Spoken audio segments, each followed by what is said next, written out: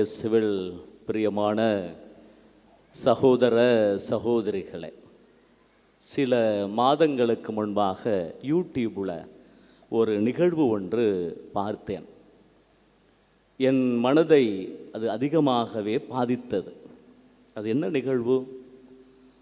ஒரு 70 வயசு இருக்குங்க அந்த பாட்டியம்மா. அந்த பாட்டியம்மாட்ட தான் ஒருத்தர் பேட்டி காண்கிறார். என்னம்மா நல்லா இருக்கிறீங்களா அப்படின்று பேட்டியை ஆரம்பிக்கிறார்.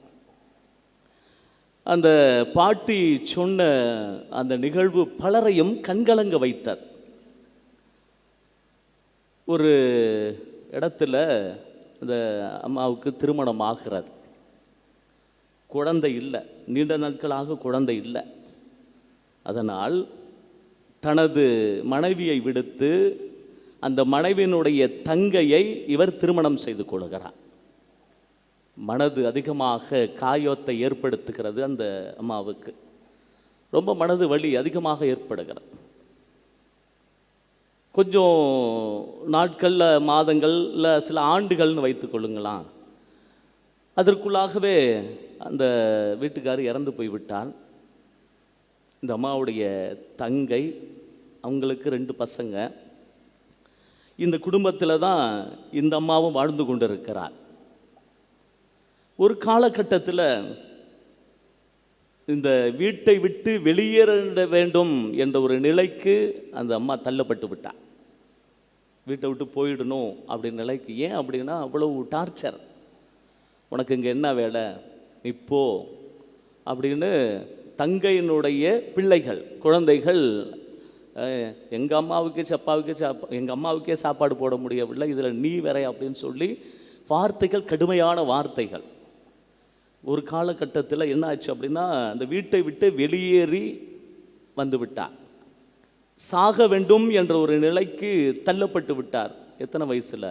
69-70 வயசில் சாக வேணும் அப்படின்னு ஒரு முடிவுக்கே போய்விட்டார். ஆனால் என்னவோ அவர் கையில் பைபிள் கிடைத்து விட்டது. எனக்கு அது மிகவும் நெகிழ்ச்சியாக இருந்தது அந்த சம்பவம். அது பைபிள் கிடைத்து விட்டது. அந்த பைபிளை படிக்கிறார், புரட்டுகிறார். அங்கு அவருக்கு அனுபவம் ஏற்படுகிறது. நான் ஏன் சாக வேண்டும் என்று சொல்லி அந்த 70 வயதிலும் ஆண்டவர் இயேசுவை ஊர் ஊராக சொல்லி கொண்டிருக்கிறார். அந்த பேட்டி எடுக்கிற கடைசியில் இந்த அனுபவம் எப்படி இருக்கிறது என்று கேட்கின்ற பொழுது, நிறைவாக வாழ்கிறேன், மகிழ்வாக வாழ்கிறேன், ஆண்டவர் என்னோடு இருக்கிறார் என்று உணர்கிறேன். எனக்கு உண்மையிலே அந்த நிகழ்வு எனக்கு பெரும் மகிழ்ச்சியை ஏற்படுத்தியது. ஏன் அப்படின்னா, யார் வழியாகவோ அல்லது ஏதாவது ஒரு நிகழ்வு வழியாகவோ அல்லது ஏதாவது ஒரு சந்தர்ப்பம் வழியாக கடவுள் நம்மை தடுத்து ஆட்கொள்வார். இதுதான் இன்றைக்கு படிக்கப்பட்ட முதல் வாசகம். இதுதான் இறை அனுபவம். இந்த ஆண்டவர் இயேசு கிறிஸ்து சவுலை தடுத்து ஆட்கொள்கின்றார். ஏன் அப்படின்னா சவுல் கங்கணம் கட்டி திரிகிறார். இந்த என்ன புதுசாக புது மறை ஒன்று வந்திருக்கிறது, இன்னும் கிறிஸ்தவர்களான்னா பெரிய ஆளா, அப்படியா இப்படியான்னு சொல்லி அவர்களை ஒழித்து விட வேண்டும் என்று கடிதம் ஒன்று வாங்கி கொண்டு தான் தமஸ்கு நகர் நோக்கி போகிறார். அப்பொழுதுதான் ஆண்டவர் அவரை தடுத்து ஆட்கொள்கிறார். புதிய அனுபவம் கிடைக்கிறது. அதற்கு பேர் தான் இறை அனுபவம் என்று சொல்லப்படுகிறது. அந்த இறை அனுபவம் அவர் கிடைக்கிறது. அதனால தான் அவர் அனனியாவை போய் சந்தித்து அங்கே மீண்டும் பார்வை பெறுவதாக இங்கு படிக்கப்படுகிறது. அன்பார்ந்த சகோதர சகோதரிகளே, மீண்டும் சொல்லுகிறேன், கடவுள் யார் வழியாகவோ, எதன் வழியாகவோ, சூழ்நிலைகள் வழியாகவோ எப்படியாவது நம்மை தடுத்து ஆட்கொள்வார். நம்மை தடுத்து ஆட்கொள்ள வேண்டுமென்றால் நாம் என்ன செய்ய வேண்டும்? அதற்கு முதலாவதாக இறை அனுபவம். இந்த இறை அனுபவத்தை எப்படி பெற வேண்டும்? அதற்கு தான் அழகாக கொடுக்குவது திருப்பலி, ஜெபமாலை, பைபிள் எல்லாம் அழகாக நமக்கு கொடுக்கப்பட்டிருக்கிறது. இதையெல்லாம் எடுத்து நம்ம எல்லாம் செய்தோம் என்றால் ஆண்டவர் நிறைந்த இறை அனுபவத்தை நமக்கு தருவார்.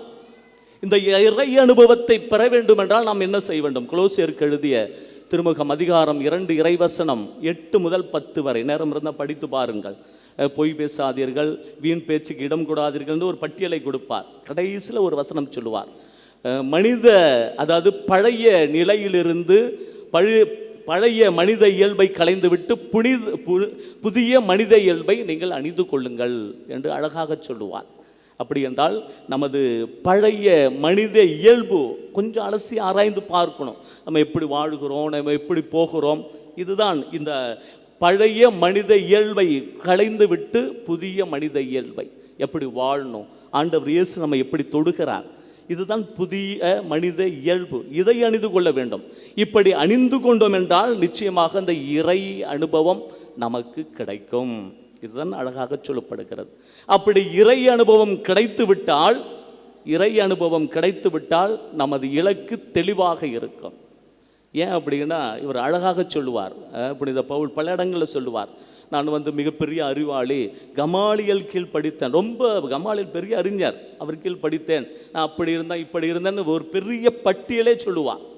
ஆனால் கடைசியில் ஒன்று சொல்லுவார், இவை அனைத்தையும் குப்பை என கருதுகிறேன்.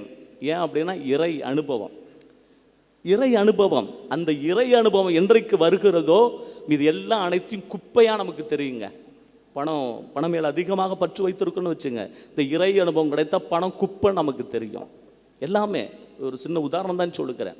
எல்லாமே நமக்கு குப்பையாக தான் தெரிகிறோம். இந்த கடவுள் நமது வாழ்க்கையில் ஒரு அனுபவத்தை கொடுத்து விட்டார் என்றால் அது அனுபவம் ஒரு ஆழ்ந்த அனுபவமாகவே மாறும் என்பதை தான் இன்றைய வழிபாடு நமக்கு அழகாக சொல்லப்படுகிறது.